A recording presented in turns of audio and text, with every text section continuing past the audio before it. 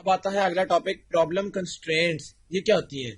The system of linear inequalities involved in the problem concern are called problem constraints.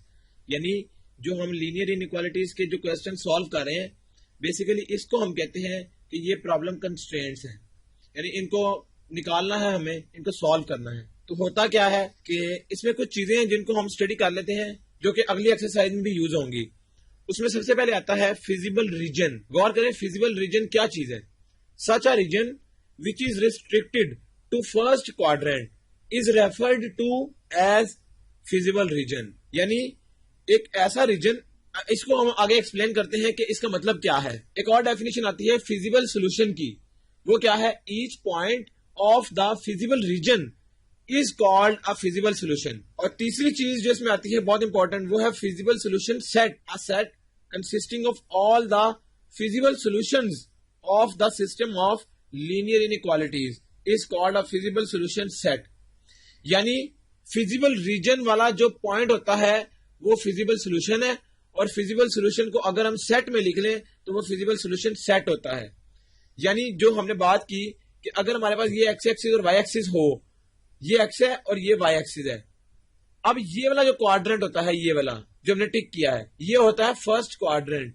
यानी first quadrant के अगर अंदर हम reason की बात करें, चाहे वो यहां पर हो, यानी इस लाइन से इस तरफ हो, चाहे इस तरफ हो, कहीं पर भी हो, फर्स्ट क्वाड्रेंट के रीजन को हम कहते हैं कि ये फिजिबल रीजन है।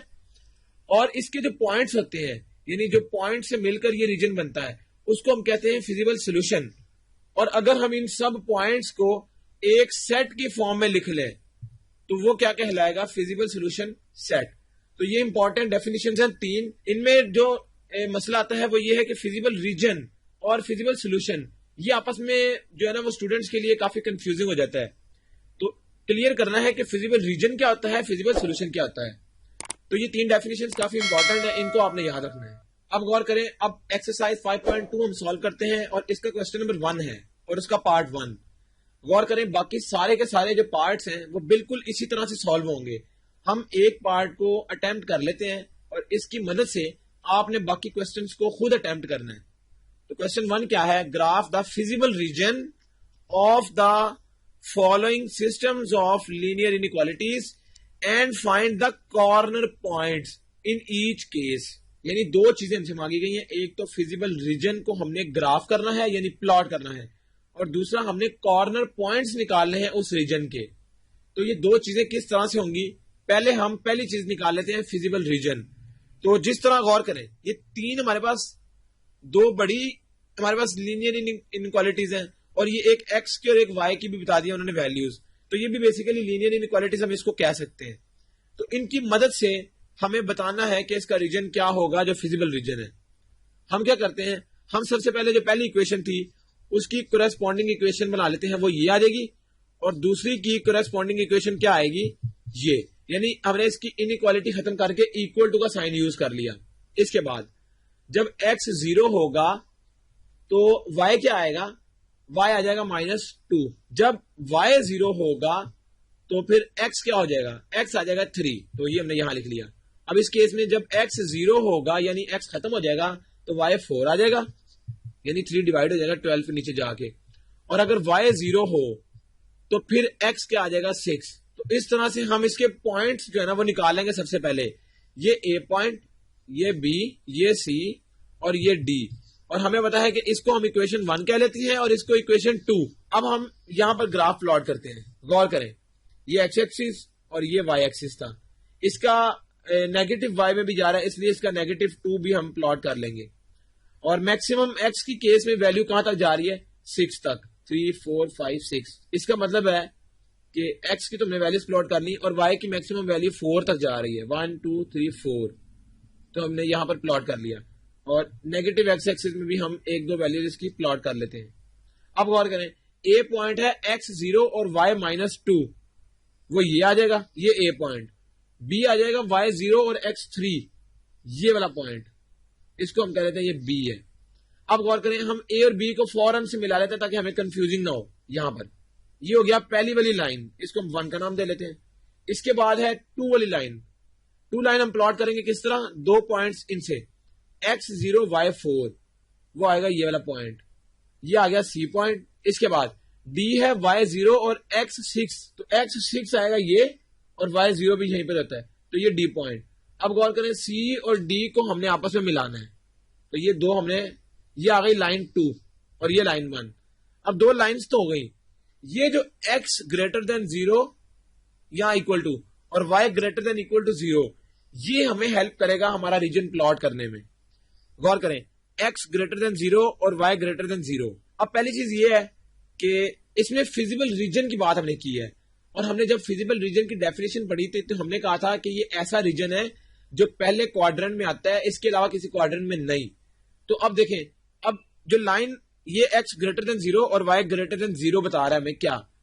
गौर करें पहला रीजन तो हमें नजर आता है वो ये है फर्स्ट क्वाड्रेंट, जिसको हम ये इसकी बोल्ड लाइन कर रहे हैं थोड़ी सी, ये आएगा इस ग्राफ का कॉमन रीजन। अब गौर करें x ग्रेटर देन 0 का मतलब क्या है कि x की वैल्यू 0 या 0 से बड़ी होगी और y की वैल्यू 0 या 0 से बड़ी होगी।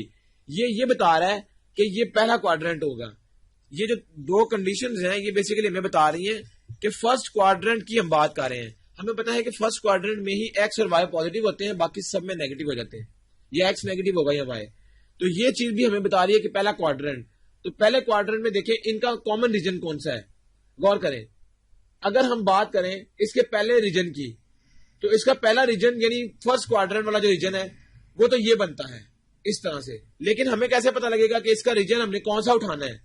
गौर करें वो हमें ये पता लगेगा, ये जो लीनियर इनइक्वालिटी है यानी लेस देन इक्वल टू दोनों के लिए है। तो जब हम पहली वाली कर्व जो कि ये है इससे लेस की बात करेंगे तो इसका मतलब है हम ये वाली बात कर रहे हैं, ये वाली लाइन जो सीधी जा रही है। और जब हम सेकंड इक्वेशन के लिए भी लेस की बात करेंगे तो सेकंड लाइन ये है और उसका लेस क्या है ये। अब गौर करें अब इन दोनों में से कॉमन रीजन कौन सा है। गौर करें ये हमें बताना है। ये वाला रीजन तो कॉमन नहीं, क्योंकि ये सिर्फ इस लाइन के नीचे तो आ रहा है लेकिन इस लाइन से ऊपर है, इससे नीचे नहीं, तो ये हिस्सा तो गया। अब गौर करें क्या इसका ये वाला जो रीजन है, ये जो लाइन है ये और ये, इससे ये वाला जो रीजन सारा होगा ये दोनों का कॉमन होगा। गौर करें ये जो हमने हाथ रख के देखा है इस तरह का रीजन, यानी ये जो दो पेन्स के ये वाला जो रीजन है ये वाला, ये रीजन बेसिकली क्या है कॉमन। लेकिन हमें क्या कहा गया है कि पहला क्वाड्रेंट फिजिबल रीजन। तो गौर करें अब इसमें पहले क्वाड्रेंट में कितना रीजन आ रहा है, तो वो सिर्फ ये वाला रीजन आ रहा है जिसको अब हम डार्क कर रहे हैं। ये सारा रीजन, सिर्फ ये जो ब्लैक वाला रीजन है ये फर्स्ट रीजन है, बाकी सब जो है वो दूसरे क्वाड्रेंट्स में चला जाता है और वो कॉमन, चाहे वो कॉमन भी है लेकिन वो फर्स्ट में नहीं है। तो हमने फिजिबल रीजन सिर्फ प्लॉट करना था। अब गौर करें इसके पॉइंट्स हमें चाहिए, कॉर्नर पॉइंट्स। तो इस रीजन के कॉर्नर पॉइंट्स दो तो हमारे पास हैं, एक ये और एक ये वाला हमारे पास नहीं। यानी ये पॉइंट कौन सा था, ये था 3,0। एक तो ये हो गया, दूसरा कौन सा है ये वाला 6,0, और थर्ड वाला हमें चाहिए जो कि इन दोनों लाइंस का इंटरसेक्शन है। जब भी दोनों लाइंस का इंटरसेक्शन वाला पॉइंट हमने निकालना है तो उसके निकालने का तरीका क्या है वो हम देख लेते हैं। वो तरीका ये है कि हम ये दो इक्वेशंस थी, इन दोनों इक्वेशंस को साइमल्टेनियसली सॉल्व कर लें। इक्वल टू 6 और दूसरी इक्वेशन थी 2x plus 3y equal to 12। गौर करें इन दोनों इक्वेशंस को हम, यानी जिन दो लाइंस का इंटरसेक्शन होगी उन दोनों लाइंस को हम साइमल्टेनियसली सॉल्व कर लेंगे तो हमारे पास पॉइंट आ जाएगा। वो पॉइंट बेसिकली कॉर्नर पॉइंट होगा। अब इसको सॉल्व करने का तरीका ये है, हम डायरेक्ट इसको ऐड कर लें तो y कट जाएगा, यानी ये जो 3y था दोनों उड़ गए, तो 4x इक्वल टू 6 और 12 होता है 18।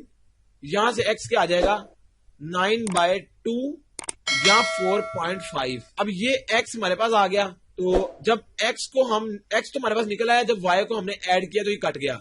अब अगर हमें चाहिए y, तो y निकालने के लिए हम क्या करेंगे, इसको हम किसी एक इक्वेशन में पुट कर सकते हैं तो हमारे पास y आ जाएगा। और किस तरह से आएगा, पहली वाली इक्वेशन हम ले लेते हैं, 2 इंटू x है 9/2 माइनस 3y इक्वल टू 6, तो ये 2 कैंसिल और 9 माइनस 6 हो जाएगा 3y। 9 माइनस 6 होता है 3 और ये 3y, तो y आ जाएगा 1। गौर करें x 4.5 और y 1, इसका मतलब है जो ये इंटरसेक्शन वाला पॉइंट जिसको हम एल कह लेते हैं, तो ये एल वाला पॉइंट क्या आ गया 4.5 और 1। तो इस तरह से हमने इसका जो कॉर्नर पॉइंट हमें नहीं पता लगेगा डायरेक्टली, हम उसको इस इक्वेशन की मदद से साइमल्टेनियसली सॉल्व करके निकाल लेंगे। तो इस तरह इसके कॉर्नर पॉइंट्स भी 3 निकल आए फिजिबल रीजन के। इसके जो रिमेनिंग क्वेश्चंस हैं उनको आपने बिल्कुल इसी मेथड पे सॉल्व कर लेना है और वो इजीली हो जाएंगे। तो यहां तक एक्सरसाइज 5.2 जो है वो कंप्लीट होगी।